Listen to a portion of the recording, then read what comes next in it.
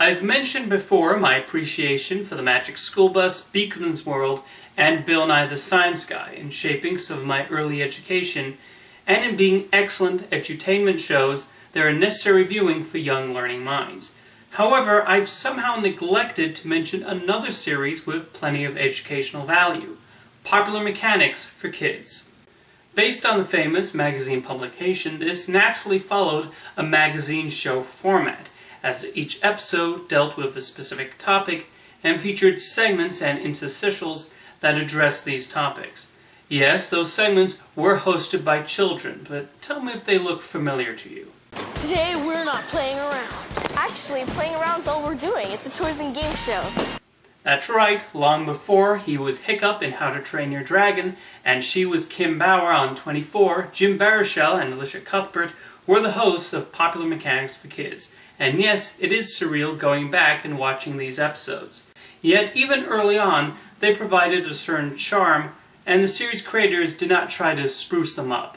There's a bit of hammy acting going on, but they still look like regular children wearing any clothes they would wear, without trying to be hip and pandering to the younger folks watching it. I think that's also allowed Popular Mechanics for Kids to age well. Outside of some of the technology, the show does not necessarily scream the 90s.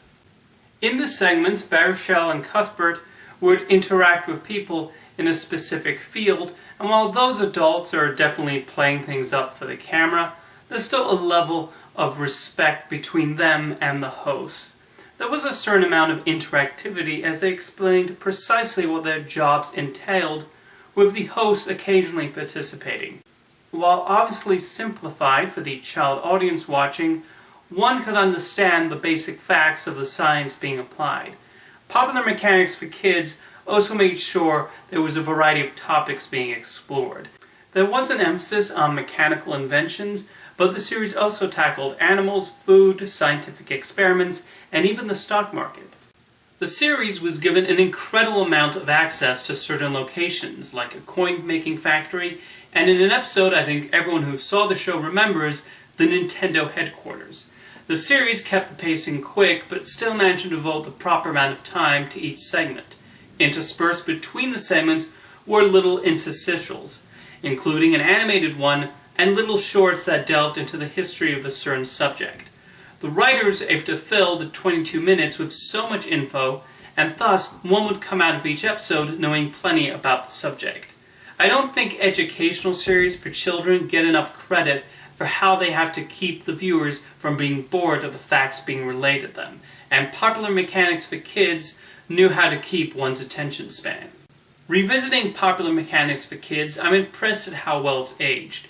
Even as technology moves forward, some facts stay about the same.